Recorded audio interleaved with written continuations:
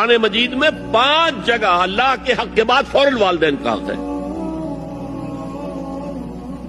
وَقَضَىٰ رَبُّكَ أَلَّا تَعْبُدُوا إِلَّا إِيَّاهُ وَبِالْوَالِدَيْنِ إِحْسَانًا، تیرے رب نے فیصلہ کر دیا ہے کہ اس کے سوا کسی کی بندگی نہیں کرو گے اور والدین کے ساتھ نیک سلوک کرو گے۔ اللہ کے حکم کے بعد، اللہ کے حق کے بعد والدین کا حق ہے۔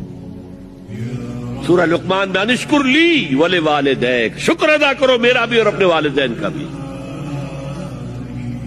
اور سورہ بنی اسرائیل میں تو کیا تفصیل آئی ہے، اما یبلغن عندک الکبر احدہما او کلاہما فلا تقل لہما اف ولا تنہرہما وقل لہما قولا کریما واخفض لہما جناح الذل من الرحمۃ وقل رب ارحمہما کما ربیانی صغیرا۔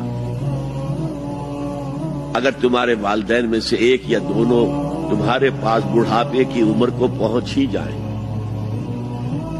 انہیں کبھی اف تک نہ کہنا، دل نہ توڑنا، ان کا چھاتی چوڑی کر کے بات نہ کرنا، ان سے کندھے جھکا کر بات کرنا، ادب سے گفتگو کرنا۔